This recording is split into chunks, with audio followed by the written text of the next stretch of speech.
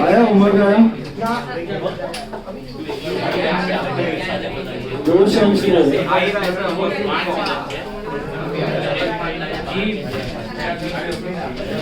I think 16 or 18.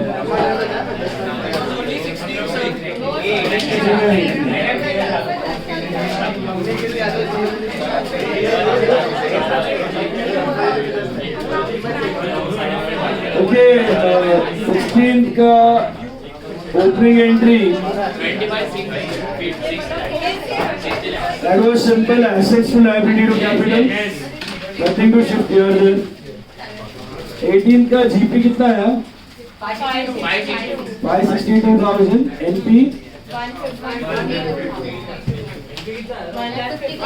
152,000 and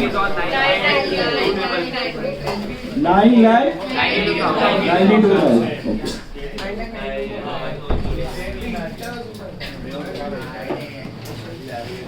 9,92,000. Please check. 9,92,000. Now, tallies on 9,92,000. बराबर है? Quite please.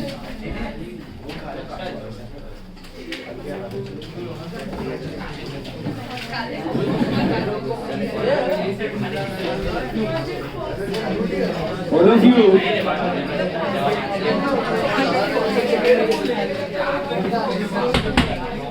See sum number 25.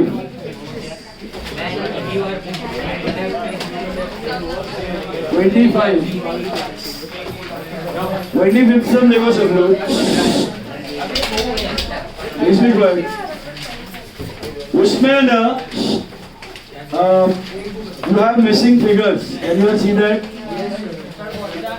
25. वो नीचे दो हिंट दिया है. Commission is charged at the rate of 10% and selling expenses are 1% of total sales. मिला? You are required to compute the missing figures. अब notebook में वो मिसिंग फिगर का वर्किंग करना है. ओके? और रिवाइज्ड स्टेटमेंट बनाना है with all the field figures. तो आप चाहिए तो पहले पेंसिल से वहां पे भर सकते हो, फिर वर्किंग लेकिन नोटबुक में करना है. वर्किंग नोटबुक में और फिर ये पूरा स्टेटमेंट कॉपी करना है विद रिवाइज्ड फिगर्स, मतलब without any missing figures. Okay? नहीं कैलकुलेशन आपको दिखाना है. ये समझ सकते हैं फॉर 10 मार्क्स, नॉट 5, 10 मार्क्स. तो इज्जत से देखना, आराम से एक एक चीज पकड़ के हिंट पकड़ने की ट्राई करना है. गिव यू 10 मिनट्स, 5:40 तक ट्राई करो. मैं बाद में डिस्कस करेगा, पहले 5:40 तक खुद से ट्राई करो. चलो, it's manageable, you can crack it. Total जो है वो ट्रेडिंग पीएनएल दोनों का टोटल है ना? नहीं, एक मिनट. F जो है ना, F दैट इज ट्रेडिंग का टोटल और G जो है वो पीएनएल का total. Okay. F is trading का टोटल, G इज पीएनएल का टोटल. ओके? ध्यान से वर्किंग करके, वर्किंग ज्यादा नहीं रहेगा, 3-4 लाइन का ही वर्किंग आने वाला है. बहुत सिंपल सा चीज है. और बाद में पूरा स्टेटमेंट कॉपी करके नीचे लिख देना विद रिवाइज्ड फिगर्स नोटबुक में.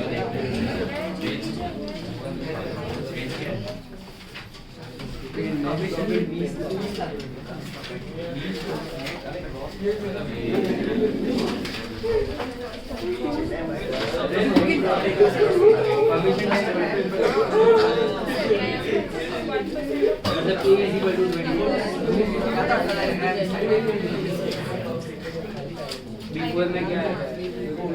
बिफोर में इक्वेशन बनाना है. बी मिला बी.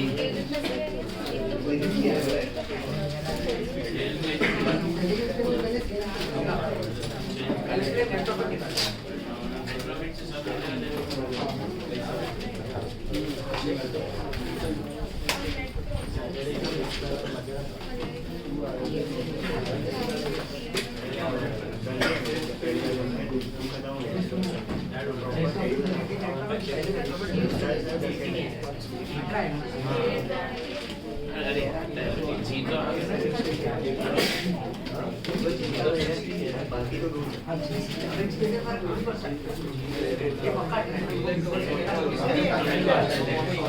क्या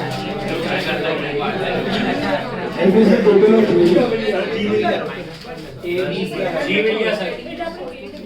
PNL में थोड़ी वो ऊपर है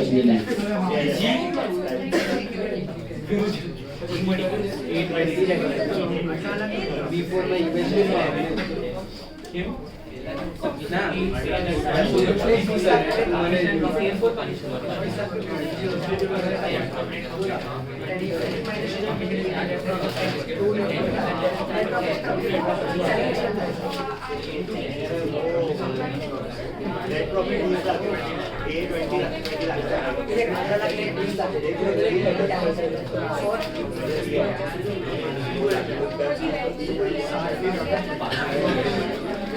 जम रहा है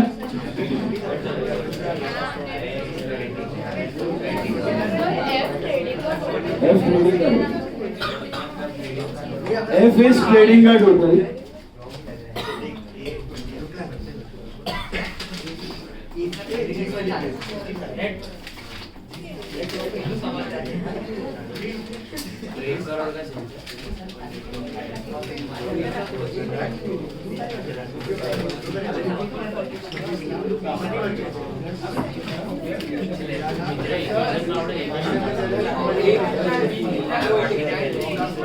पूरा पूरा अरे मिसिंग फिगर उन्ने फिर पूरा सब कॉपी बस स्टार्ट कर कितना हिंट है ठीक है बात क्या करें बोलो बोलो try you have still 6 minutes more net profit 20 lakh है नहीं 18 लाख हाँ before charging before charging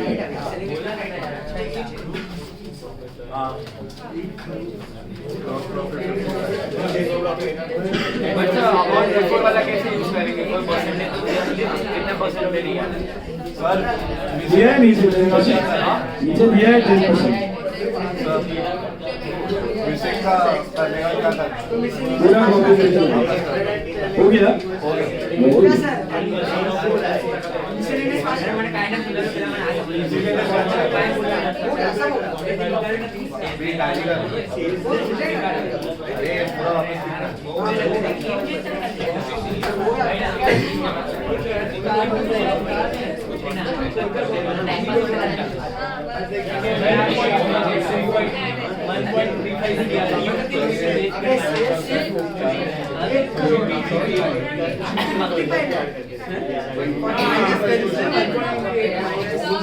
Nikhil आलू 1% change. 18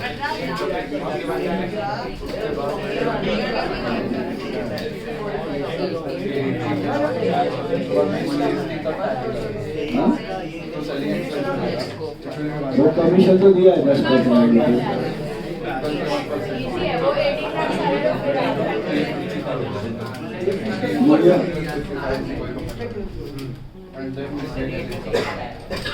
पक्का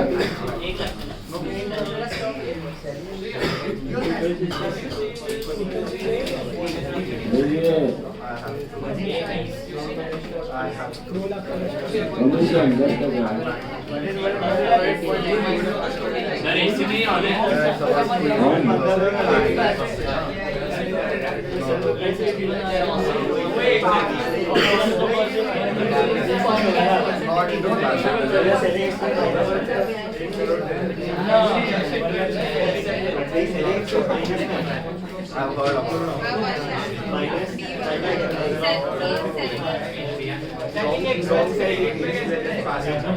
selling expenses not 1 lakh.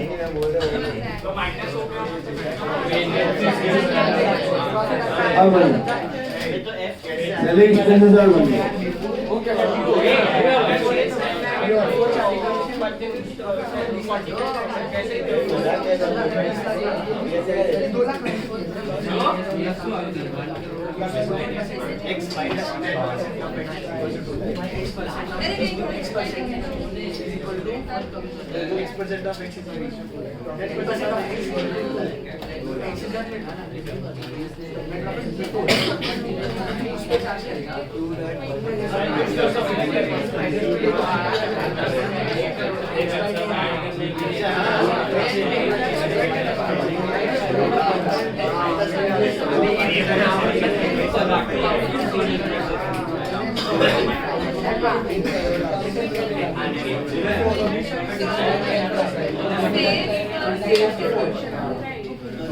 This is 1 crore.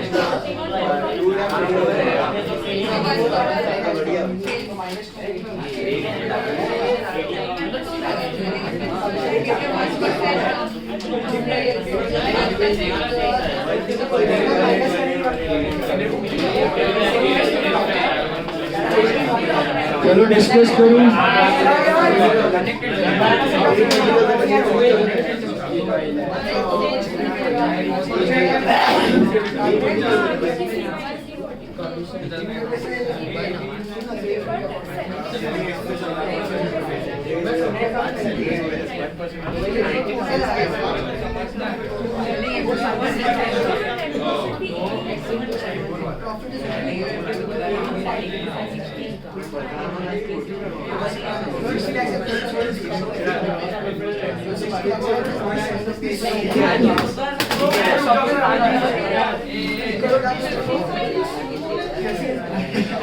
चलो now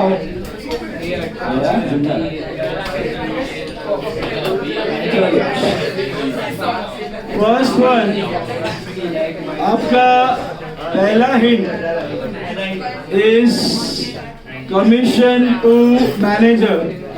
Now that commission is 10% of net profit before charging such commission. So before charging हमने किया था, याद है? क्रेडिट माइनस डेबिट करके जो नेट प्रॉफिट मिला दैट इज बिफोर चार्जिंग. उसका अगर 10% कमीशन है एंड वो 10% अगर 2 लाख है तो बिफोर चार्जिंग 20 लाख हुआ, तो आफ्टर चार्जिंग 18 लाख हुआ. तो पहला ए मिल जाएगा 18 लाख. अच्छा, ए मिल गया 18 लाख. नीचे जो जी है वो सेम है टोटल, वो 60 लाख मिल गया. अब वो 60 लाख मिल गया और ये 18 लाख मिल गया, तो वो बी मिल जाएगा सेलिंग एक्सपेंस. वो माइनस करके ले लो. 60 minus 26 minus 13 minus 2 lakh minus 18 lakh 1 lakh आ गया आपको क्या? Selling commission. अगर सेलिंग कमीशन 1 लाख है तो टोटल सेल 1 करोड़ हुआ. अच्छा, टोटल सेल 1 करोड़ है तो उधर COGS is 40. What is COGS? Trading का पूरा खर्चा, opening plus purchase minus closing. तो you get your gross profit to be 55 lakh. अच्छा, ग्रॉस प्रॉफिट 55 लाख, वो एफ मिल जाएगा 1 करोड़ 1 करोड़. अच्छा, ये 55 लाख मिला और नीचे 60 लाख है क्रेडिट साइड में, तो 5 लाख रुपया miscellaneous income difference. Miscellaneous income is 5 lakh rupees. बराबर है. पहला हिंट किधर से उठाने का? कमीशन से. बिफोर चार्जिंग वाला कंसेप्ट समझा? सर फिर से समझा. कमीशन 2 लाख है, 10% है किसका? बिफोर चार्जिंग प्रॉफिट का, सॉरी बिफोर चार्जिंग कमीशन का. तो बिफोर चार्जिंग कमीशन मतलब credit minus debit of P&L करके जो प्रॉफिट है वो 20 लाख रहेगा ना, तभी तो कमीशन 2 लाख आया. आफ्टर चार्जिंग वाला नहीं है, बिफोर चार्जिंग वाले का. तो वो 20 लाख बिफोर चार्जिंग था, फिर 2 लाख माइनस किया तो 18 lakh after charging. Sir before में एक्स वाला जो आफ्टर में एक्स मेथड इज आफ्टर में. हाँ, ये वाले फॉर्मूला कौन सा? अमाउंट बिफोर जरूरत ही नहीं है फॉर्मूले का. बिफोर में तो डायरेक्ट कर सकते हो, आफ्टर में फॉर्मूला है. बिफोर में तो जो क्रेडिट माइनस डेबिट रहता वो 20 लाख होता, उसमें 2 लाख आया, 2 लाख माइनस करके आफ्टर चार्जिंग 18 लाख हो गया. 18 लाख आफ्टर चार्जिंग करना फाइनल लेकर. समझा? मेन एंड कमीशन का था. अभी समझा कि नहीं? बिफोर चार्जिंग वाले पे था, तो बिफोर वाला 20 लाख, 2 लाख कमीशन, 18 लाख आफ्टर वाला मिले। चलो अभी all of you look at some number 22।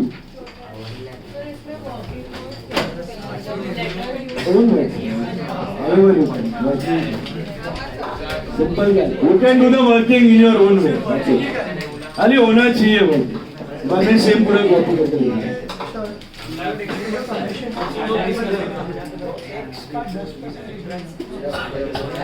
X का 10% इज 2 लाख, ठीक है, बट वो सब करने की जरूरत ही नहीं है।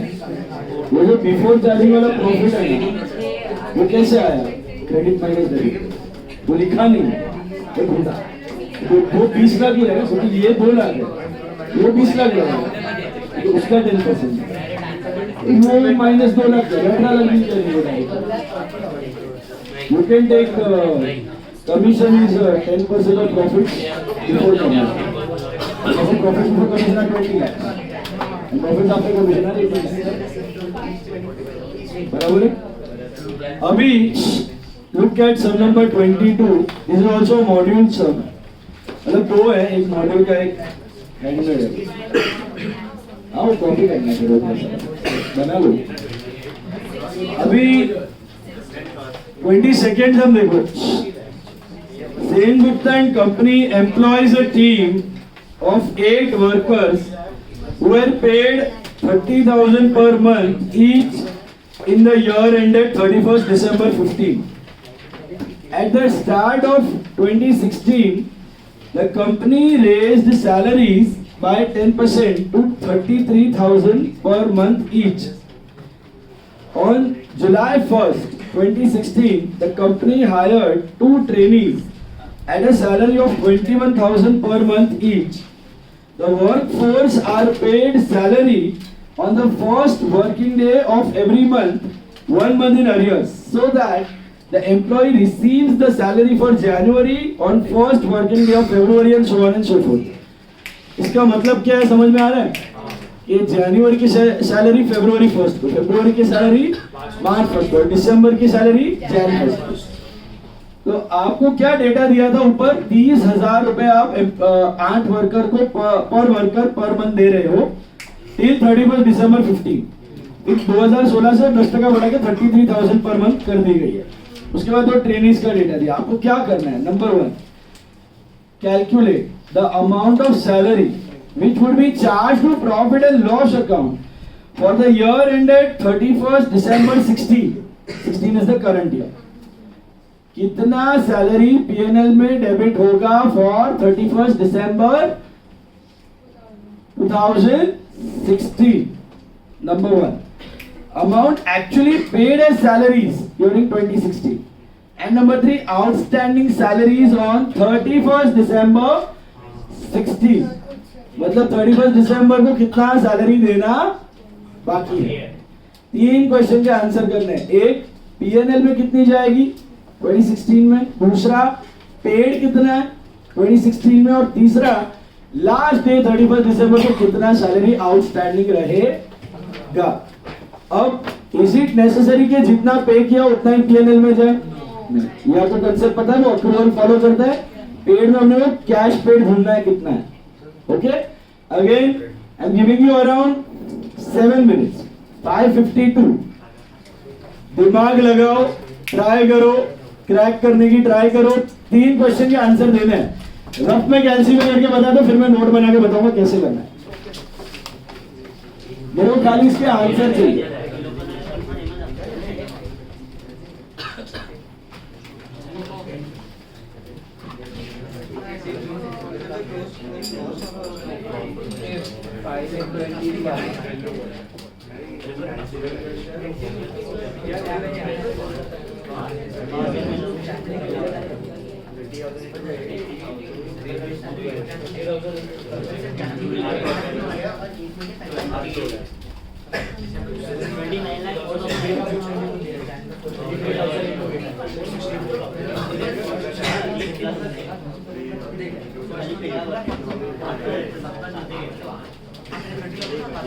2,40,000 outstanding. 2,40,000 outstanding.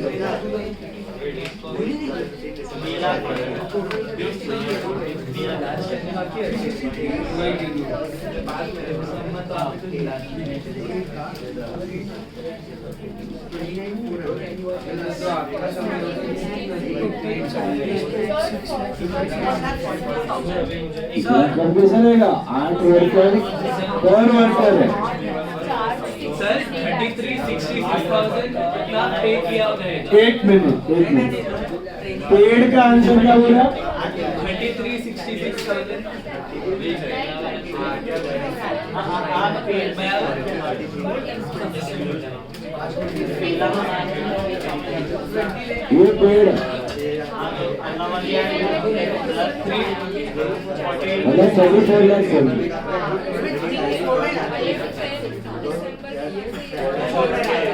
नहीं सर अरे एक सेकंड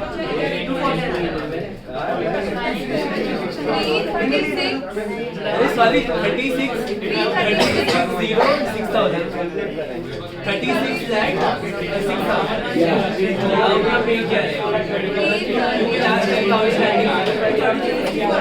आप पे 30 प्लस लास्ट टाइम ऐड करके बात किया कितना बोला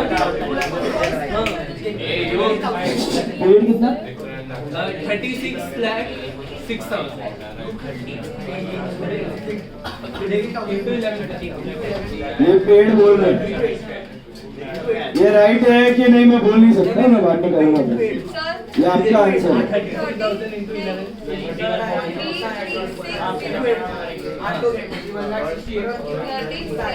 पेड़ पेड़ में कैसे कि क्यों नहीं अरे वो भी ऐड कर देना लगभग ये तो मुझे नहीं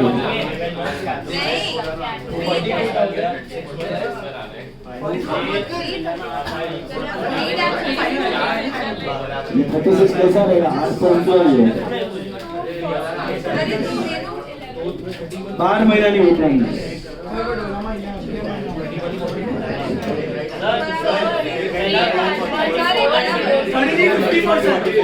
31,44 एक मिनट व्हाट इज 31,44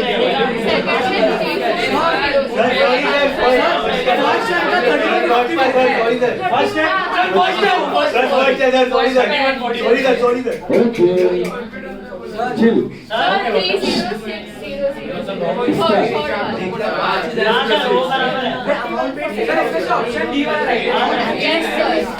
तुम्हारा क्या था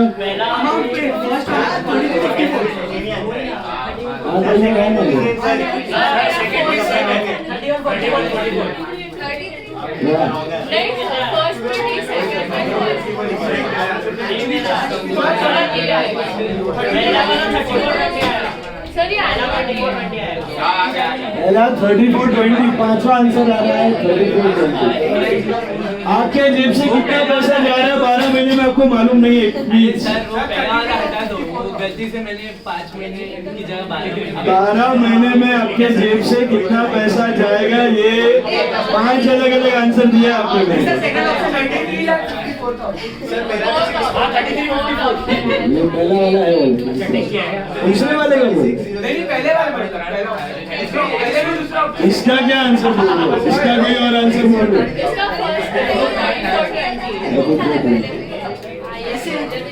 और कोई नया आंसर आई डोंट नो कोई भी एक आंसर राइट है कि नहीं I don't know I calculate ये आपके आंसर्स मैंने लिखे ये क्या पहले वाले 36 लाख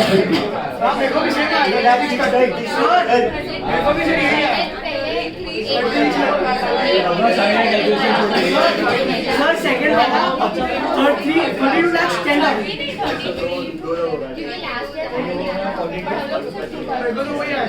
हाँ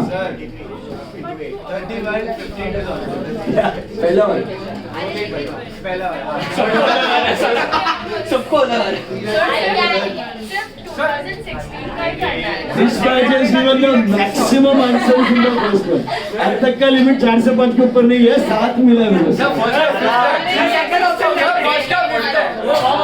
एक मिनट, this is what?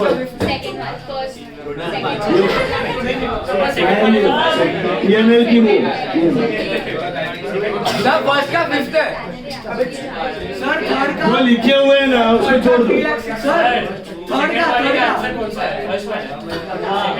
अरे आंसर नहीं है ये, मेरा अभी कैलकुलेट करना बाकी है, ये आपके आंसर में लिख रहा हूँ। 2 जन को आया इसमें। थर्ड का 4,05,000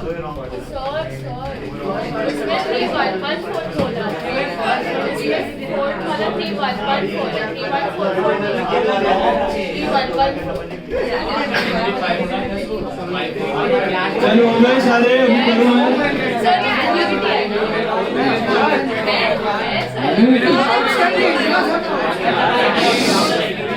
अभी let me tell you the calculation।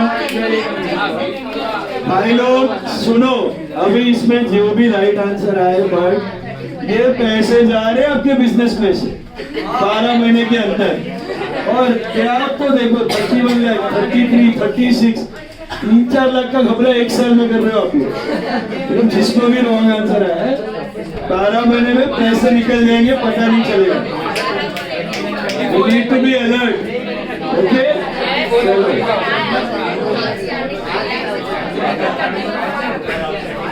Now,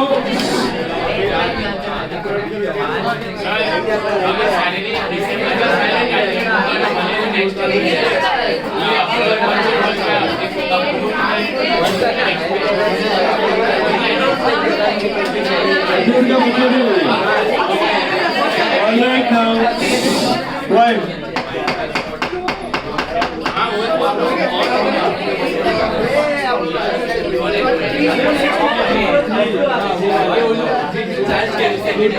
चलो आई एम टेलिंग यू, कैसे सोचने का कैसे देखो। जी आपको सोचना कैसे वो इम्पोर्टेंट है। आपका पहला क्वेश्चन क्या है, what is the salary paid during the 12 months of 2016? What is the salary paid during the 12 months of 2016? तो आपका दिमाग कैसे चलना चाहिए कि जनवरी 1, 2016 से लेके 31 दिसंबर 2016 के बीच में कितना पैसा गया। Focus should be only on money, बाकी सब क्या भाग पैसा कितना गया, that is what is salary paid between 1st Jan 2016 to 31st December 2016। पैसा कितना गया। Now amount paid as salary पे जाते हैं, ठीक है। सबसे पहले एम्प्लॉइज कितने थे टोटल, 8। उनकी सैलरी लास्ट ईयर थी 30,000 पर मंथ और 1 महीना अरियर्स में जा रही है। तो इसका मतलब दिसंबर 2015 की सैलरी आपने 1st Jan 2016 को दी होगी, बराबर है। तो जनवरी में how much you would have paid, I think you would have paid 8 employees का 30,000 which is 2,40,000 rupees.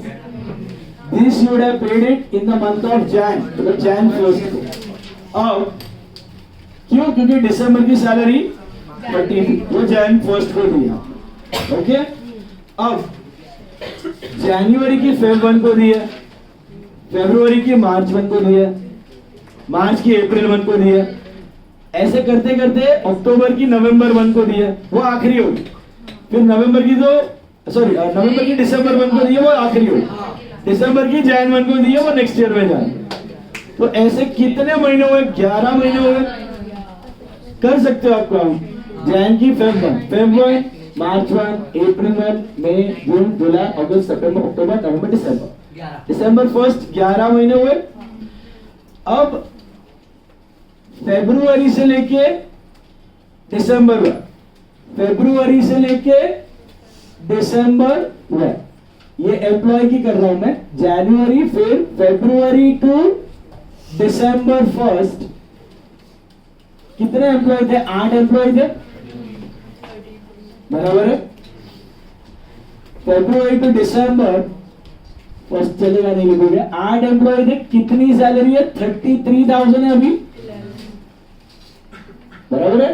Into 11 months कितना होता है? 29 लाख 4,000। कैसे किया? फेब्रुवरी 1 से लेके दिसंबर 1 हर महीने I am paying 8 employees, not 30 but 33,000। 8 employees 33,000 for 11 months। ये मेरा पैसा जा रहा है, बराबर है, गया। अब जाते हैं ट्रेनीज पे। ट्रेनीज का क्या सीन है? ट्रेनीज को मैंने कब हायर किया? 1 जुलाई पे। बट क्या सीक्वेंस है? जुलाई की अगस्त में पे कर रहे हो, अगस्त की सितंबर में, सितंबर की अक्टूबर। तो जुलाई वाली सैलरी जा रही है 1 अगस्त, फिर 1 सितंबर, फिर 1 अक्टूबर, फिर 1 नवंबर, फिर 1 दिसंबर। तो कितने महीनों की ट्रेनिंग की सैलरी पे की है? तो ट्रेनिंग की होगी फ्रॉम अगस्त टू दिसंबर। कितने हैं ट्रेनिंग? 2 ट्रेनिंग है। सैलरी कितनी है? 21,000 पर training per month into 5 months, 6 months। काम 6 महीना किया, पगार मैंने 5 ही महीने का दिया, क्योंकि दिसंबर का पगार जाएगा 1 जनवरी। तो ये पे किया 42 इंटू 5 होता है 2,10,000। If you add up all the three, 33,54,000. That's the answer. So 33,54,000 is the amount of salaries paid. Okay, this is the correct answer. Rest all is jewel. आपको संभालना पड़ेगा अपने बिजनेस में से पैसा, या अभी फिलहाल घर से पैसा। घर पे भी ध्यान रखना है। अभी आप घर पे रहते हो, घर पे से कितना पैसा आ रहा है, कितना जा रहा है, keep it track. Like restart word, very good. तूने पढ़ा? Very good, very good. 33,54,000, beautiful book, everyone should read it. अभी पढ़ने लायक है। अभी rich dad poor dad, Robert Kiyosaki. Now right now 33,54,000 कहां से आया समझा? क्या क्या लॉजिक रखना है? पैसा कितना गया। Now salary charge to TNL. What is the concept over here? Salary charge to TNL.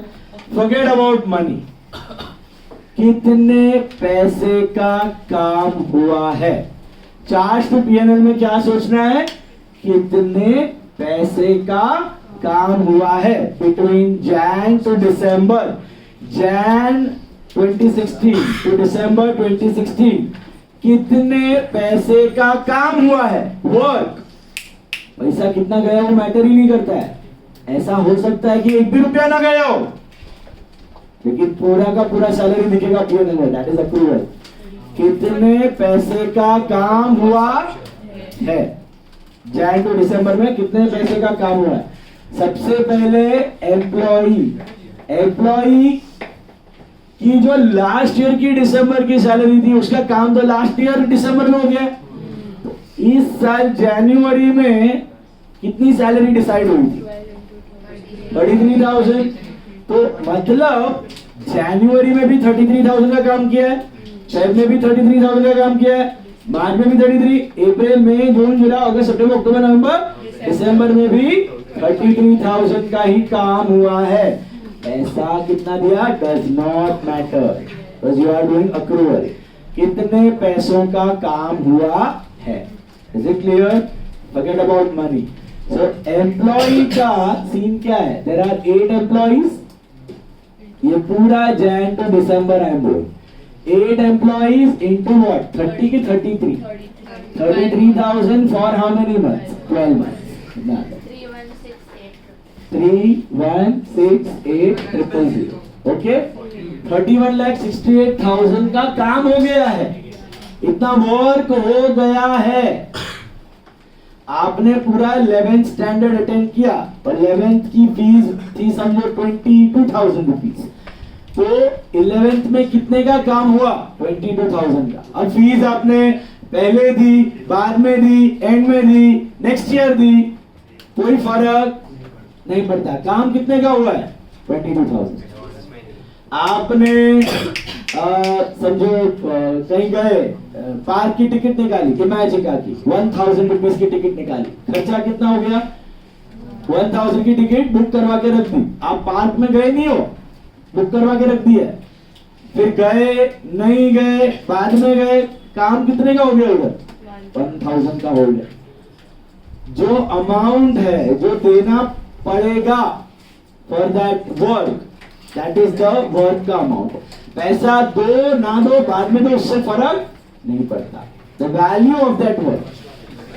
Employ, अच्छा उसके बाद ट्रेनी है ना, trainee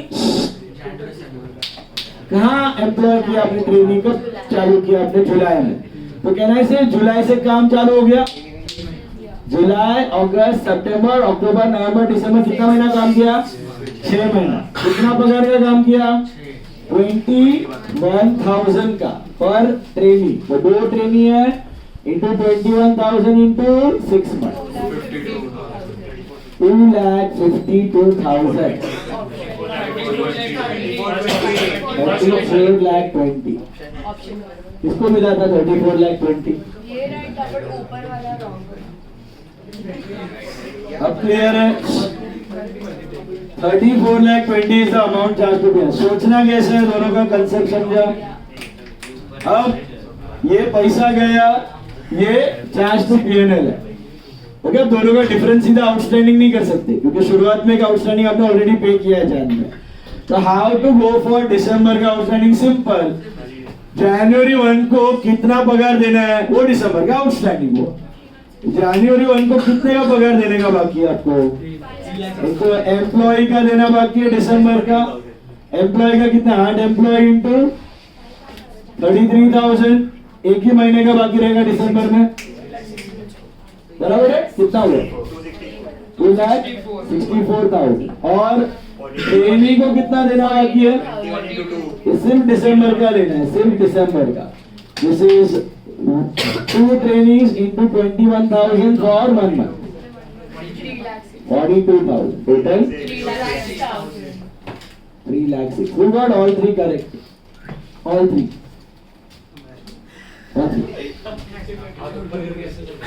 Is this clear? 3,06,000, 34,20, 33,50. Okay? सोचने का तरीका समझा? पेड़ में काम नहीं देखने का, काम में पेड़ नहीं देखने। पेड़ में पैसा देखने का, काम में काम का अमाउंट देखने का, कितने का काम हुआ।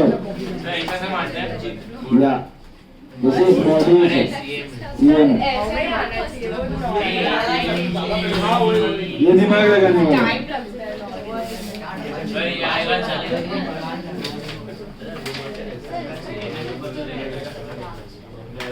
Because difference, it doesn't mean that खाली इतना ही outstanding है, because this paid ना, it includes last year का outstanding also. What you have to do is subtract last year का outstanding, जो आपने 31 दिसंबर में वाला कितना 30 into 2,40,000 आपने 1 Jan को पे किया, वो यहाँ से हटाओ, वो 2,40,000 यहाँ से हटाओ, फिर डिफरेंस लो, फिर आ गया। उसके अंदर लास्ट ईयर का आउटस्टैंडिंग पड़ा है।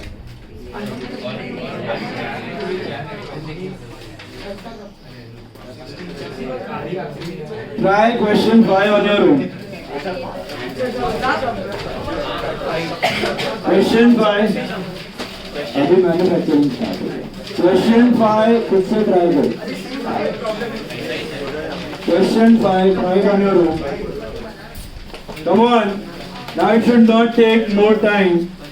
7 minutes 6:12 तक उठाओ चलो।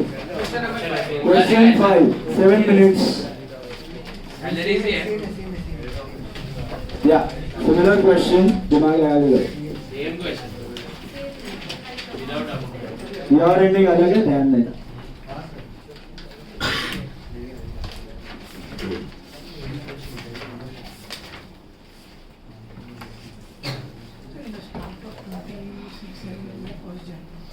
नहीं पढ़ो पढ़ो।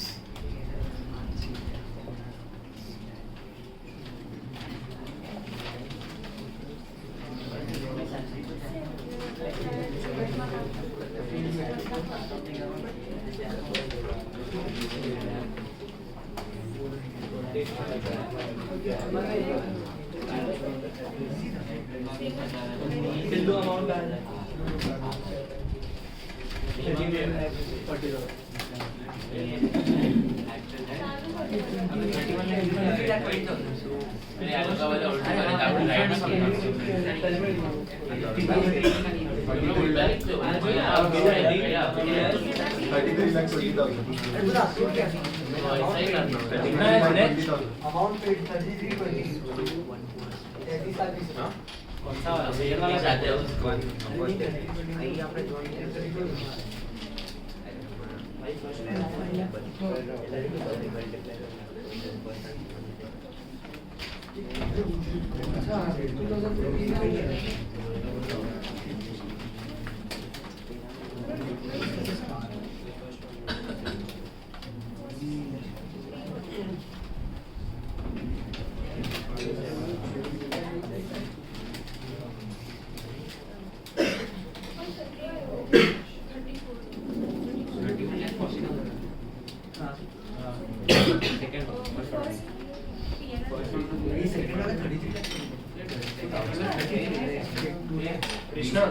फर्स्ट वाला 3240 फर्स्ट वाला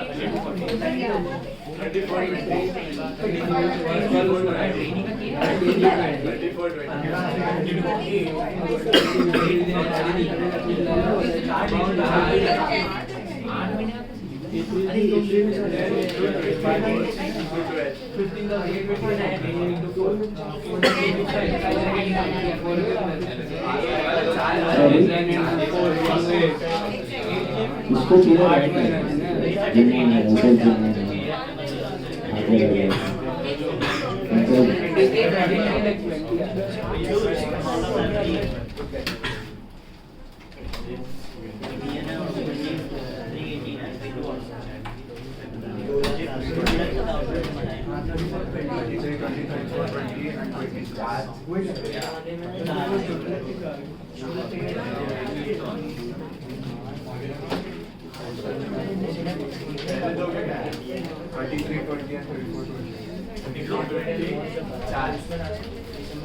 सैलरी चार्ज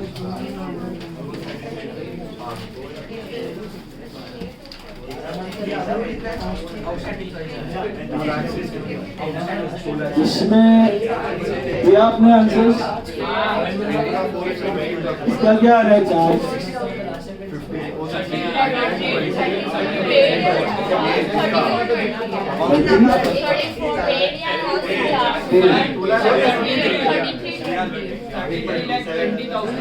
ये पेड है और बीएसएनएल वाला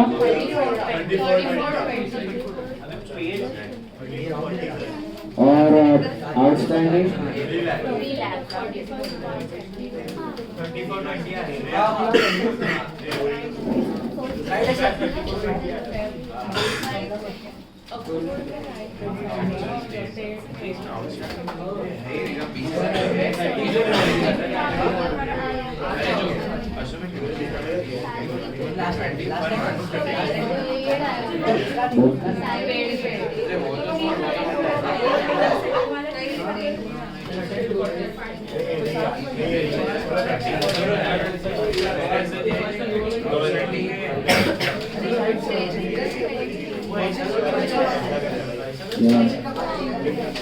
सर इसमें आउटस्टैंडिंग है कि नहीं? वो 20,000 वाले लेना है।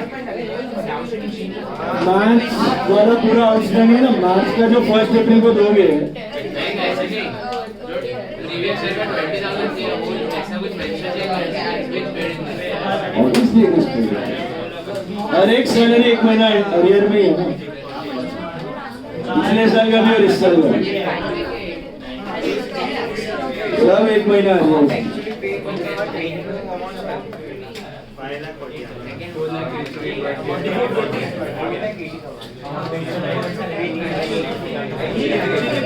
देख लो आंसर चेक कर लो। हाँ एक्चुअली पेड 4 लाख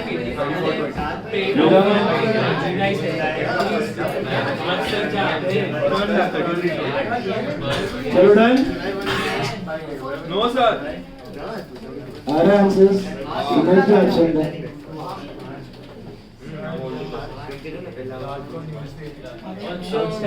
जरूर देखो।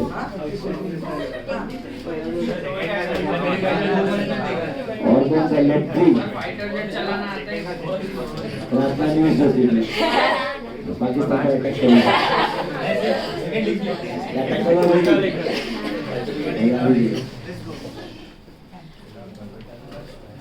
क्या भाई प्लेन में लड़के नहीं अटैक करने गया था आपको।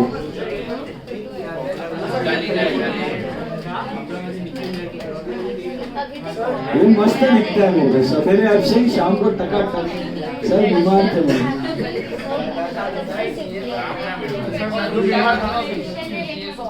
अभी सीरियस हो गया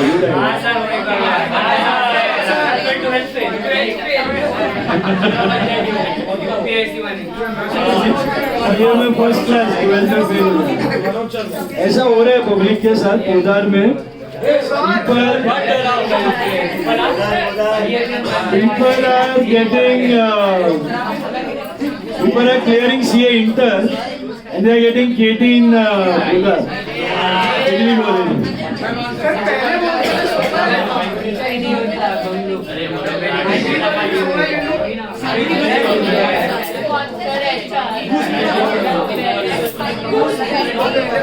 नहीं इकोनॉमी एकदम क्लियर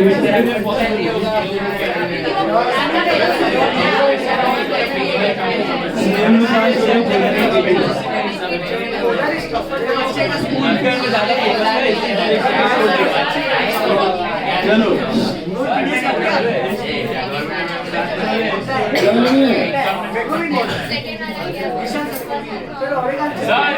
गवर्नमेंट एम्प्लॉइज को टैक्स देना होता है, इनकम टैक्स।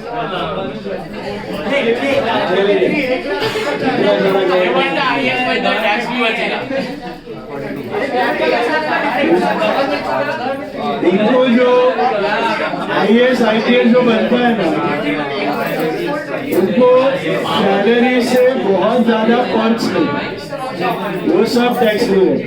उनको घर मिलता है रहने को, उनको गाड़ी मिलती है,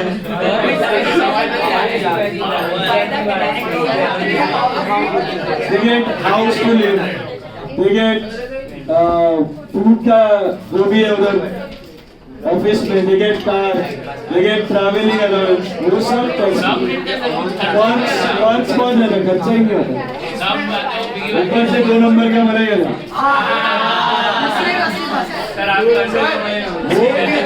जो 2 नंबर का मिलता है वो it is far more than the perks.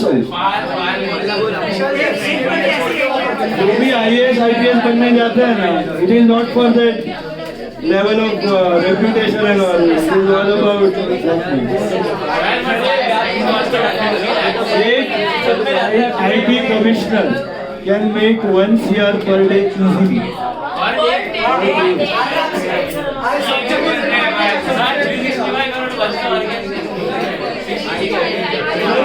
वो ऐसा सोचता है ना 365 करोड़ बच गया, वो बनता ही नहीं है। उसका भूख बहुत ज्यादा रहता है।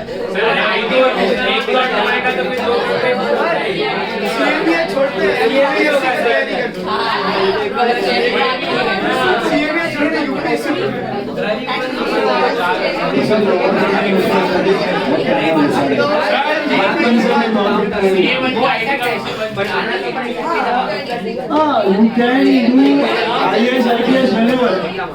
In the age of कुछ 30 या अभी 35 है, in that age you कोई भी कर सकता है, anyone can do. सर जितना टाइम बनाने से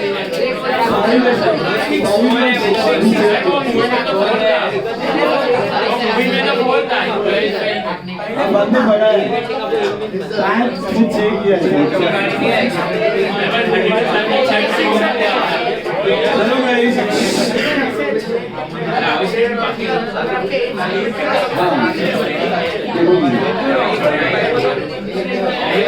right now you should follow this professor. दृष्टि IAS सर हाँ, दृष्टि विकास दिव्यकीर्ति, super विकास दिव्यकीर्ति.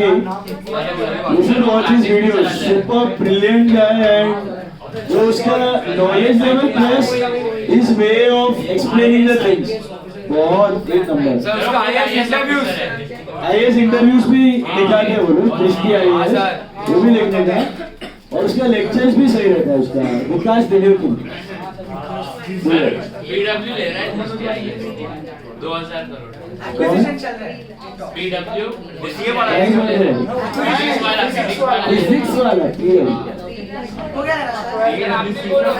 चलो आप ही लोग अपनी भेज दो अभी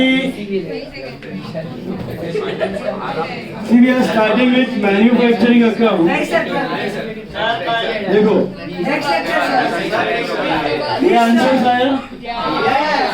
अभी देखो हो गया 15 मिनट बचे हैं all of you take out your notebook and studying the manufacturing account.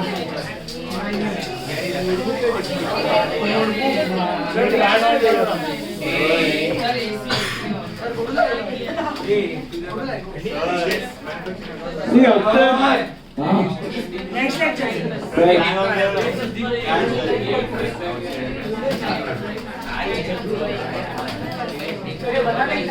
सुनो भी ध्यान से, एक पेज पे ड्रॉ करो मैन्युफैक्चरिंग अकाउंट हेडिंग देना.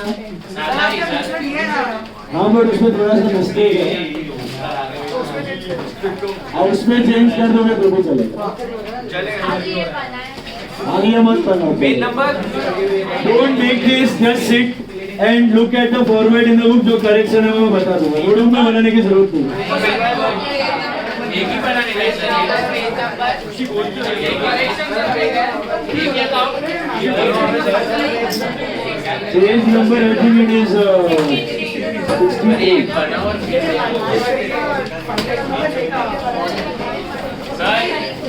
तीन स्टार बनाने का ये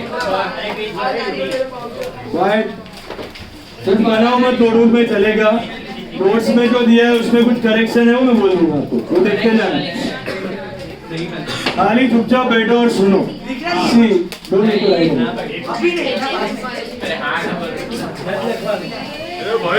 अभी सुनो, चुपचाप सुनो. Right. See, till now we have done final accounts of trading concerns. So, trading concerns exactly नहीं थे, they were semi-manufacturers. मतलब you used to buy the goods, process them a bit, and then sell it. Now we are on to final accounts of proper manufacturers. Manufacturers का मतलब क्या है? They will buy raw materials. They will convert it into finished goods and then sell it. So it's like they'll buy cotton as a raw material, process it, make cloth out of it and sell it. Or you may buy iron ore, process it, make steel and sell it. You buy rubber, make tires and sell it. So manufacturers are what? They are not simply trading with the goods. It's not like you are buying cloth, selling cloth, थोड़ा बहुत embroidery या tanning, dyeing करके बेच दिया. That is what traders are doing. Manufacturers will buy not the same good which they are going to sell. They buy always the raw material part, कच्चा माल. Raw material लेते हैं, उसको convert करते हैं finish goods में and then they okay. सो जब आप manufacturing के फाइनल अकाउंट्स करते हो तो आपको 3 के जगह 4 अकाउंट्स बनाने हैं। कितने? 4। ट्रेडिंग तो बनाना है, पीएनएल भी बनाना है, बैलेंस शीट भी बनाना है, एक और एडिशनल अकाउंट आ जाता है, that's manufacturing. That is the only differentiating part between a manufacturing and a trading business. Now ये सबसे ऊपर आता है, फिर ट्रेडिंग आता है, फिर पीएनएल, फिर बैलेंस शीट। सबसे पहले ऊपर मैन्युफैक्चरिंग अकाउंट आएगा। अब ये मैन्युफैक्चरिंग अकाउंट में क्या रिकॉर्ड करना है? तो it's very simple, you have to put everything which was there in trading now into manufacturing. Trading के सारे खर्चे चले जाएंगे मैन्युफैक्चरिंग। ट्रेडिंग में अभी एक भी खर्चा दिखने वाला नहीं है, उसमें सिर्फ 5 आइटम्स दिखेगा। कितना? 5। ट्रेडिंग में सिर्फ 5 items, opening closing stock of finish goods, sale of finish goods, cost of production जो आप यहां से ट्रांसफर करोगे, और GP. 5 item, opening closing stock, sales, GP and cost of production. Cost of production कैसे आएगा मैं बताऊं। Now what to show in manufacturing, तो एक ब्रॉड आइडिया समझ लो कि ट्रेडिंग का जो खर्चा था डायरेक्ट, वो सारा चला जाएगा मैन्युफैक्चरिंग। तो मैन्युफैक्चरिंग अकाउंट की शुरुआत होती है किससे? Raw material. ये पूरा अकाउंट है ना मैन्युफैक्चरिंग का खर्चा दिखाने के लिए बनाया जा रहा है। क्या दिखाने के लिए? खर्चा, प्रोडक्शन का खर्चा। तो इसमें ना सबसे पहले आता है cost of raw material consume. Cost of raw material consume मतलब रॉ मटेरियल पे कितना खर्चा हुआ, basically purchase expense. Purchase expense अभी परचेज फिनिश गुड्स का नहीं होगा, परचेज किसका होगा? रॉ मटेरियल का होगा। तो वो रॉ मटेरियल का क्या खर्चा है उसको हम इलैबोरेट करके दिखाते हैं। क्या क्या होता है इसके अंदर? इसके अंदर आता है opening stock of raw material. Opening stock of raw material, let's say it was 20,000 rupees, plus purchase of raw material. Purchase of raw material, let's say it is 2 lakh rupees, minus purchase returns, it's 10,000 rupees, minus closing stock of raw materials. Closing stock of raw material समझो आपका हो गया 30,000 rupees। तो ये सारा कुछ करने के बाद आपको क्या मिलेगा? Cost of raw material consume. Opening का लॉजिक पता है आपको? लास्ट ईयर का क्लोजिंग बनेगा ये साल का ओपनिंग। ये और खर्चा हुआ परचेज का, ये परचेज रिटर्न डिडक्ट कर दिया, defective goods and closing stock जो बच गया उसको हटा दो। तो इस साल का cost of raw material consumed I think it is 1,80,000। ये आपका आउटर कॉलम एक्सपेंस में चला जाएगा। Opening plus purchase minus purchase return minus closing stock, किस चीज का? Raw material. ये रॉ मटेरियल का पूरा खर्चा आपने रिकॉर्ड कर दिया। अब रॉ मटेरियल के बाद नेक्स्ट इंपॉर्टेंट खर्चा आता है डायरेक्ट वेजेस। क्या आता है? Direct wages. और उसके बाद आता है direct expenses. Direct wages and direct expenses मतलब क्या? डायरेक्ट वेजेस समझो हो गए 3 लाख रुपए और डायरेक्ट एक्सपेंसेस हो गए 4 लाख रुपए। What are direct wages? Wages जो भी वर्कर्स को फैक्ट्री में प्रोडक्शन के लिए दिया जाता है उसको बोलते हैं direct wages. Direct labour, direct wages, wages, labour charges, normal wages, production wages are all one and the same. Worker को फैक्ट्री में दिया जाता है गुड्स प्रोड्यूस करने के लिए। तो ये रॉ मटेरियल का खर्चा लगा। जैसे कि समझो आप पेपर मैन्युफैक्चरर हो, तो आपने कॉटन पल्प लिया, दैट्स योर रॉ मटेरियल। उस पे आपने लेबर लगा दिया मशीन्स वगैरह में, असेंबली लाइन में बनाने के लिए, पेपर बनाने के लिए, वो वर्कर का कॉस्ट हो गया। डायरेक्ट एक्सपेंसेस आपने extra glues, dyes, colouring agent, thickening agent ऐसा सब डाल दिया उसके अंदर, chemicals, they are called as direct expenses. Special dies, special equipment hire charges हो गया, रॉयल्टीज हो गया, ये हो गया direct expense. Is it clear? अब ये सारा खर्चा गिना जाता है कोर एक्सपेंस, इसको बोलते हैं डायरेक्ट खर्चा। क्या बोलते हैं? Direct. Direct means variable.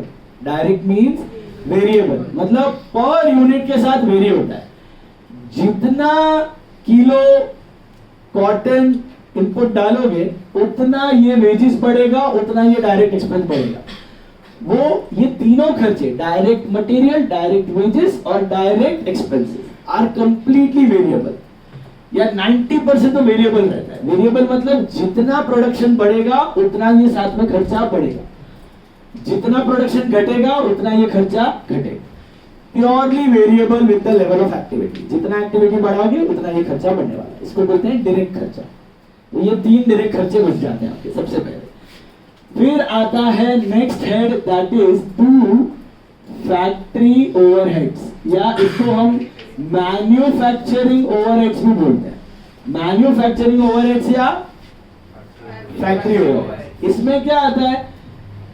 Indirect expenses आता है फैक्ट्री का, बट इनडायरेक्ट का मतलब not completely variable, they may be semi variable, somewhat fixed in nature, या समटाइम्स थोड़ा part variable. Like for example इसमें आ जाता है आपका इनडायरेक्ट मटेरियल। इनडायरेक्ट मटेरियल का मतलब समझो आपके बॉक्सेस हो गए कि 100 यूनिट्स पेपर के निकलते हैं तो आपको एक बॉक्स लगता है, तो जितना वो हर एक यूनिट के साथ वेरी नहीं करेगा, सेमी वेरिएबल रहेगा। टीपी किट्स हो गया, वर्कर्स कुछ किट्स पहन के जा रहे हैं, तो ये हो गए इनडायरेक्ट मटेरियल। ये हो गया क्या? एडेसिव्स हो गए, कुछ चिपकाने के लिए लगा रहे हो, कुछ कोरोगेटेड बॉक्सेस बनाने के लिए लगा रहे हो, तो मटेरियल्स है but they are not direct. ऐसा नहीं कि जितना प्रोडक्शन बढ़ेगा उतना वो मटेरियल लगने वाला है। कुछ लेवल ऑफ प्रोडक्शन तक एक मटेरियल कांस्टेंट रहेगा, जैसे कि 100 यूनिट्स तक एक बॉक्स चाहिए, फिर 200 यूनिट के लिए दूसरा बॉक्स चाहिए, फिर 300 यूनिट के लिए तीसरा बॉक्स चाहिए। They are called as indirect material, they are called as spare parts, tools, थोड़ा बहुत नट बोल्ट्स, ये सब जो चले जाते हैं प्रोडक्शन में, सपोज कार मैन्युफैक्चर होता हो, तो they are called as indirect materials. Indirect material are not directly varying with production. Directly varying का मतलब जितना प्रोडक्शन बढ़ेगा एग्जैक्टली उतना बढ़ने वाला नहीं, एक स्टेज वाइज थोड़ा थोड़ा करके बढ़ेगा। उसके बाद आता है इनडायरेक्ट वेजेस। इनडायरेक्ट वेजेस का मतलब होता है वर्कर तो है लेकिन प्रोडक्शन से डायरेक्टली रिलेटेड नहीं है, ये हम लोग पीएनएल में डालते थे। इनडायरेक्ट वेजेस मतलब ये पीएनएल में नहीं डालना है, किधर डालना है? मैन्युफैक्चरिंग में। इनडायरेक्ट वेजेस मतलब साफ सफाई के लिए कोई वर्कर रखा है, सामान हेरा फेरी के लिए कोई वर्कर रखा है, जो एग्जैक्टली प्रोडक्शन के साथ वेरी नहीं करता है, रोज रोज आता भी नहीं होगा। Machine maintenance, mechanics, cleanups, transportation के लिए रखा हुआ है, मजदूर है लेकिन रोज रोज आता नहीं है, प्रोडक्शन से रिलेटेड नहीं है। That is called indirect wages. And then you have indirect overheads. Indirect overheads में क्या क्या आ जाता है? आपका factory electricity, factory gas, water, power, fuel, कुछ याद आ रहा है? ये आपका फैक्ट्री इंश्योरेंस, फिर पोल, फिर कोल को, then you have those heating and lighting, heating expenses। अच्छा एक और इम्पोर्टेंट चीज, अब तक आप डेप्रिसिएशन हमेशा पीएनएल में डालते थे, जब आप मैन्युफैक्चरिंग अकाउंट्स कर रहे हो तब डेप्रिसिएशन ऑन मशीन या प्लांट, या फिर डेप्रिसिएशन ऑन फैक्ट्री इक्विपमेंट, ये किधर चला जाएगा? आपका manufacturing. Depreciation on plant, depreciation on factory equipment, या फिर आपका repairs and maintenance. Repairs and maintenance ये भी किधर चला जाएगा? आपका मैन्युफैक्चरिंग। पीएनएल में लिखने का नहीं। बेसिकली मैन्युफैक्चरिंग में क्या रहता है? फैक्ट्री में हुआ सारा का सारा खर्चा, फैक्ट्री में हुआ सारा का सारा खर्चा अभी एक ही जगह पे जाएगा, मैन्युफैक्चरिंग डेबिट। उसको आप कैसे डिवाइड करते हो? पहले रॉ मटेरियल, फिर डायरेक्ट वेजेस, फिर डायरेक्ट एक्सपेंसेस। ये तीनों डायरेक्ट है। रॉ मटेरियल को डायरेक्ट मटेरियल भी कहा जाता है। Direct material, direct wages and direct expense. फिर आता है फैक्ट्री ओवरहेड, उसमें इनडायरेक्ट मटेरियल, इनडायरेक्ट वेजेस और इनडायरेक्ट ओवरहेड्स। डायरेक्ट और इनडायरेक्ट में मेन डिफरेंस क्या है? Direct are completely variable, indirect are not completely variable, semi variable, somewhat fixed. अभी इंश्योरेंस है तो वो प्रोडक्शन के साथ फ्लक्चुएट नहीं होता, वो साल दर साल रिन्यू होता है। समझ में आ रहा है? फैक्ट्री इलेक्ट्रिसिटी है तो एक लेवल ऑफ लिमिट तक इलेक्ट्रिसिटी इतना यूज होता है, फिर ज्यादा लेवल करोगे तो सेकंड लेवल आ जाता है, स्टेज आ जाता है। 100 यूनिट आपने स्लैब्स देखा होगा बिल में, कभी 100 यूनिट, 200 यूनिट, 300 यूनिट ऐसा स्लैब रहता है। तो ऐसे एक्सपेंसेस कंप्लीटली वेरिएबल नहीं है, बट है फैक्ट्री है प्रोडक्शन। अभी लेट्स से तुम्हारा इनडायरेक्ट सॉरी मटेरियल हो रहा है 5000, इनडायरेक्ट वेजेस हो रहा है 10,000, ये सारे एक्सपेंसेस मिलके हो रहे हैं 20,000, तो ये 35,000 गिना जाएगा आपका फैक्ट्री ओवरहेड्स। अभी इसमें आपको यहां तक समझ में आया? बेसिकली ये सारे ट्रेडिंग के खर्चे हैं इंक्लूडिंग रॉ मटेरियल। ट्रेडिंग में भी एक भी खर्चा दिखने वाला, और पीएनएल के भी दो खर्चे ऊपर चले गए। कौन से पीएनएल के दो खर्चे चले गए? डेप्रिसिएशन नहीं, सारे के सारे नहीं। ऑफिस इक्विपमेंट का डेप्रिसिएशन अभी भी पीएनएल में जाएगा, मोटर कार का डेप्री पीएनएल में जाएगा, डिलीवरी वैन का डेप्री पीएनएल में जाएगा, ऑफिस बिल्डिंग का डेप्री भी पीएनएल में जाएगा, कंप्यूटर का डेप्री भी पीएनएल में जाएगा। तो कौन सा ऊपर चला गया? Depreciation on plant and machine, depreciation on factory equipment, depreciation on factory building, ये सारे कहां चले जाएंगे? मैन्युफैक्चरिंग। आपको जजमेंट लेना है कि ये फैक्ट्री का खर्चा है कि ये ऑफिस का, अब क्लियर कट आइडिया। और रिपेयर्स एंड मेंटेनेंस कहां होता है? तो फैक्ट्री में होता है, तो वो भी यहां चला गया। ये बात क्लियर हुई? उसके बाद आता है opening stock of WIP, opening stock of WIP, और इधर आ जाता है by closing stock of WIP। What is WIP? Work in process, work in progress या वर्क इन प्रोसेस। मतलब बड़ा ही सिंपल है। आपने ईयर एंडिंग आ गया आपका, तो ईयर एंडिंग में क्या फैक्ट्री बंद कर दोगे? तो ईयर एंडिंग में आपके पास है ना टोटल 3 स्टॉक को अभी आपको डील करना है मैन्युफैक्चरिंग बिजनेस में। कितने? एक ट्रेडिंग बिजनेस था ना, तो एक ही स्टॉक का लफड़ा था, फिनिश गुड्स। ईयर एंड पे क्या माल पड़ा है काउंट करो, कॉस्ट से मल्टीप्लाई करो, मार्केट वैल्यू से मल्टीप्लाई करो, जो लोअर है वो रिकॉर्ड कर दो। क्लोजिंग स्टॉक में फिनिश गुड्स था। अभी आपके पास 3 स्टॉक्स के साथ आपको डील करना है। एक रॉ मटेरियल का स्टॉक। रॉ मटेरियल स्टॉक कैसा है? गोडाउन में कितना कॉटन पड़ा हुआ है, गोडाउन में कितना कॉटन पड़ा हुआ है, पेपर मैन्युफैक्चरर में कितना कॉटन या कॉटन पल्प जो भी पड़ा हुआ है, वो आपका रॉ मटेरियल स्टॉक हो गया। वो इस साल का क्लोजिंग है, नेक्स्ट ईयर का ओपनिंग है, तो क्लोजिंग माइनस कर दो, और पिछले साल का क्लोजिंग ओपनिंग बन गया वो ऐड कर दो खर्चे में। वो तो सिंपल था। फिनिश गुड्स का भी स्टॉक काफी आसान होता है वैल्यू करना। फिनिश गुड्स मतलब पेपर्स, पेपर के कितने रीम्स पड़े हुए हैं आपके गोडाउन में? समझो 10 रीम पड़े हुए हैं पेपर, मैन्युफैक्चर्ड पेपर के, वो गोडाउन में पड़ा हुआ है, उसको क्लोजिंग स्टॉक में डाल दो, और जो लास्ट ईयर का था ओपनिंग स्टॉक में ऐड कर दो। अब व्हाट इज WIP? आपने पल्प को डाल दिया उसमें, वुड पल्प, सॉरी कॉटन का वुड पल्प। अब पेपर मैन्युफैक्चर वुड पल्प को आपने प्रोडक्शन में डाल दिया, वुड पल्प को आपने प्रोडक्शन में डाल दिया है, एंड पेपर बनने में आपको 10 दिन लगते हैं। कितने? मतलब वुड पल्प जाता है, या आप अगर टेक्सटाइल मैन्युफैक्चर तो कॉटन डालते हो, और टेक्सटाइल क्लॉथ निकलने में 10 दिन लगते हैं। कितने दिन लगते हैं प्रोसेस को? 10 दिन। अब वो 10 दिन के बीच में आपका ईयर एंडिंग आ जाए, वो 10 दिन के बीच में आपका ईयर एंडिंग आ जाए, फाइनेंशियल ईयर खत्म हो जाए, तो क्या करोगे? क्या पैसे सटका दोगे? नहीं। तो जितने दिन का हुआ है उतना खर्चा आप ले लेते हो। मतलब समझो 25 दिसंबर को प्रोसेस स्टार्ट हुआ और 5 जनवरी तक जाएगा प्रोसेस, तो 31 दिसंबर को ईयर एंडिंग है। तो ये जो गुड्स असेंबली लाइन में, इनको बोलते हैं work in process, work in process. तो ये जो गुड्स असेंबली लाइन में है, ये ना तो रॉ मटेरियल है, ये ना फिनिश गुड्स है, इसलिए उनको बोलते हैं वर्क इन प्रोसेस। तो उसमें होता क्या? What is work in process? It's a type of prepaid expense. लेकिन इसमें खाली प्रीपेड रॉ मटेरियल नहीं है, इसमें रॉ मटेरियल भी थोड़ा पड़ा हुआ है, थोड़ा वेजेस भी इनकर हो चुका है, थोड़ा ओवरहेड्स भी इनकर हो चुका है, थोड़ा इनडायरेक्ट मटेरियल भी जा चुका है, सब कुछ जा चुका है। तो वो थोड़ा पार्ट को बोलते हैं WIP। तो ईयर एंड में आप चेक करोगे कि कितना मटेरियल असेंबली लाइन में पड़ा है, कितना वेजेस का खर्चा उसके ऊपर हो चुका है, कितना इनडायरेक्ट मटेरियल का खर्चा हो चुका है, वो असेंबली लाइन में ही पड़ा हुआ है। बिकेगा कब? Next year. तो वो बनेगा closing stock of WIP. What is closing stock of WIP? It is very simple.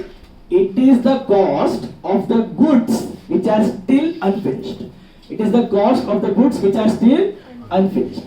उसमें क्या क्या आ गया? जितना मटेरियल गया है, जितना लेबर गया है, उसमें जितना ओवरहेड्स गया है, ये सारे खर्चे का प्रीपेड पार्ट जितना घुसा पड़ा है उस असेंबली लाइन में जो अभी तक कंप्लीट हुआ नहीं, वो कॉस्ट को कहा जाता है closing stock of WIP.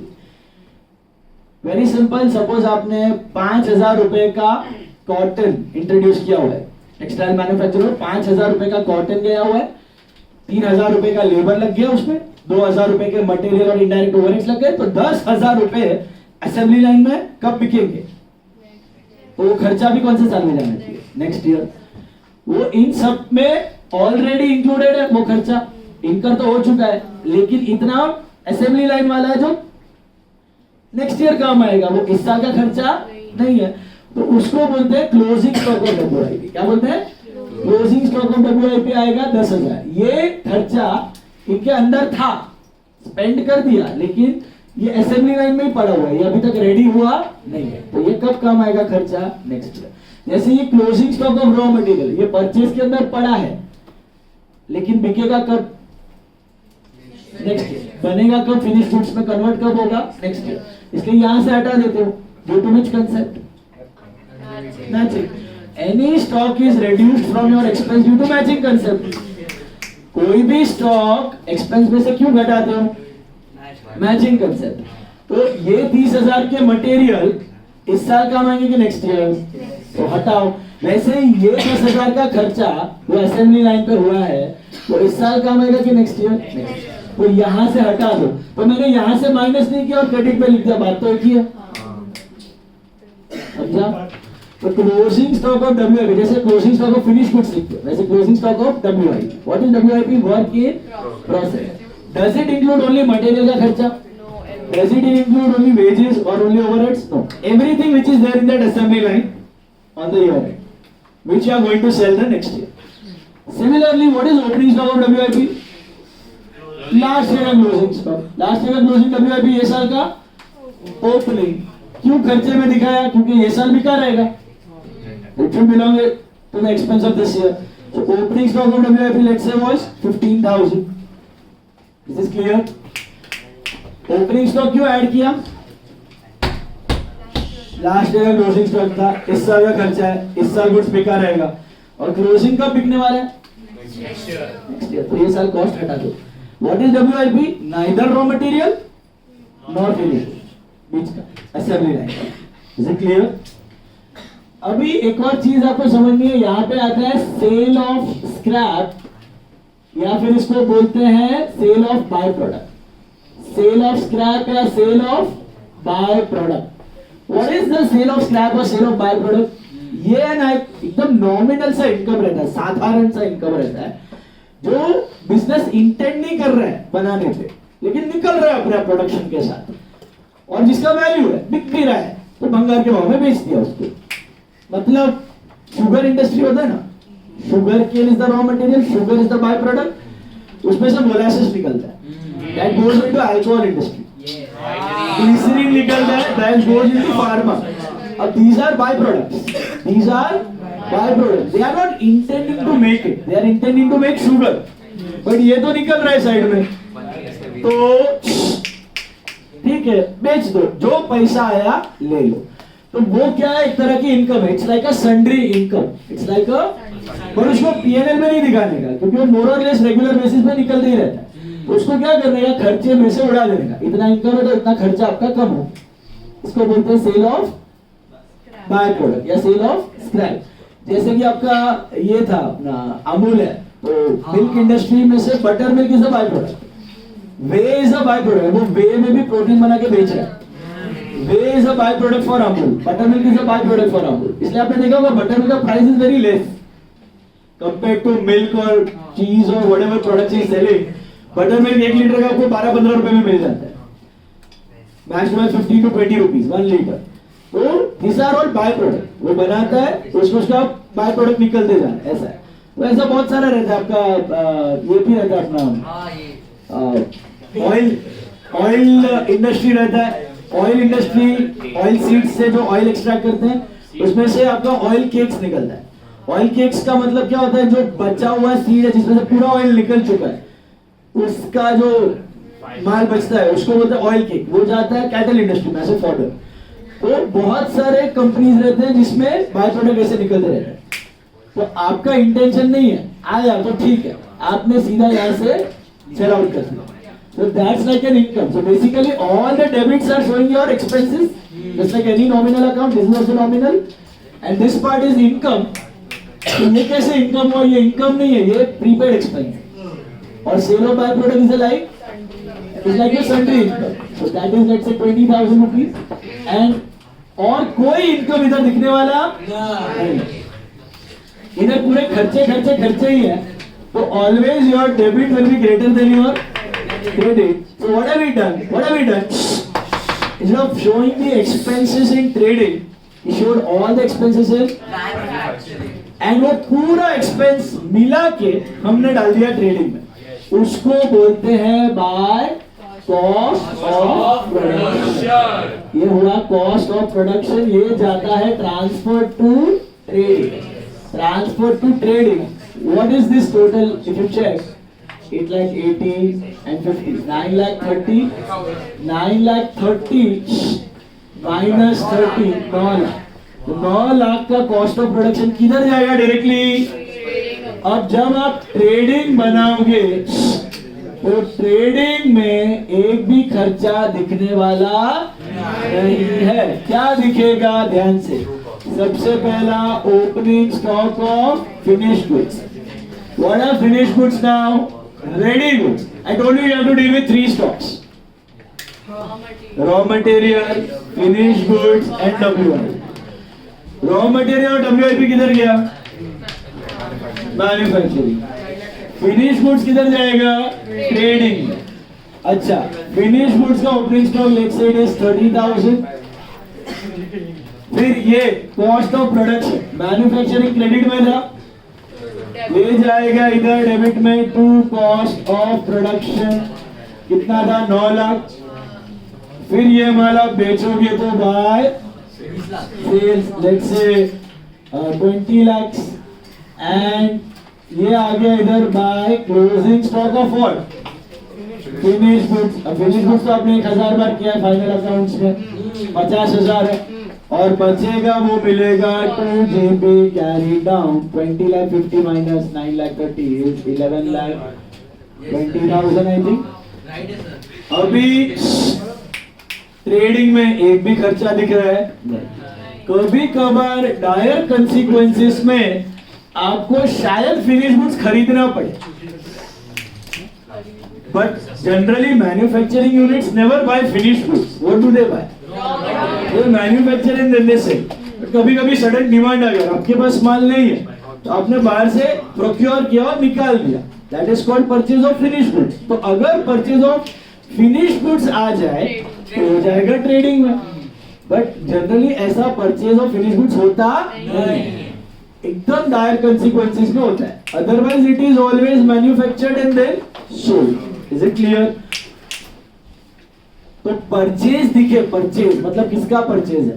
Raw material. और सेल दिखे, सेल तो किसका सेल है? Finish goods.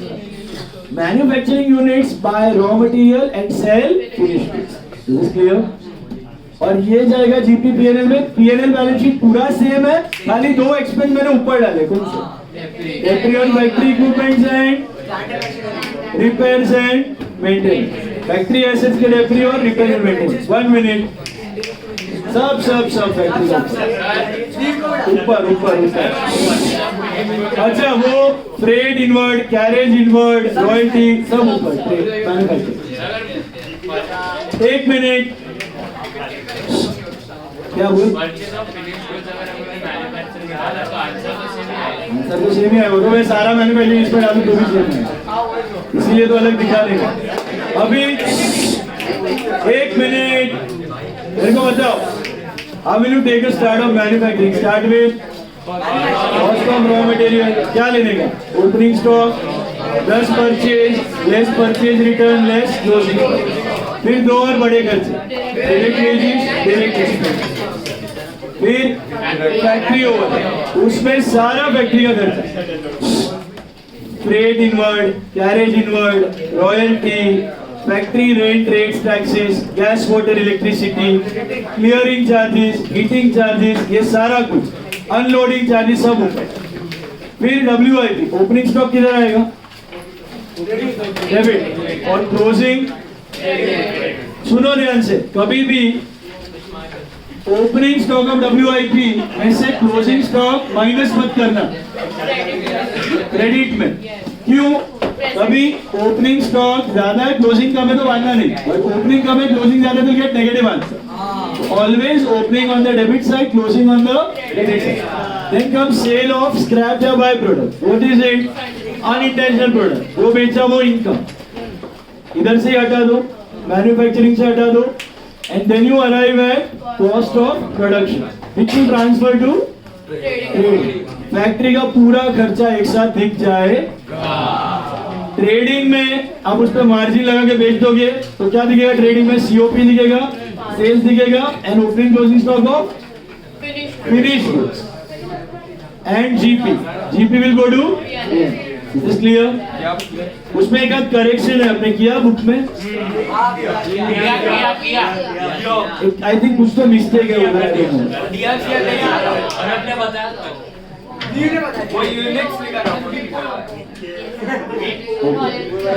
अच्छा, ओके। बट एक करेक्शन था, I think, I don't remember, royalty.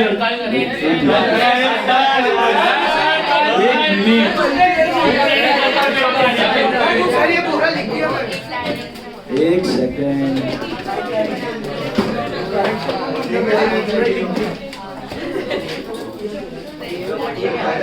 C raw material, inventory, closing और direct wages, expenses, royalty, hire charges, net realisable value, cost of working value. अभी royalty और hire charges है ना, direct expense में आता है, वो इनडायरेक्ट में दिया हुआ है, बट फैक्ट्री ओवरहेड्स में दिया हुआ है। दैट्स ओके, बराबर ही है, खाली डायरेक्ट का इनडायरेक्ट में है। हम लोग सबके साथ करेंगे, रिवाइज करके आ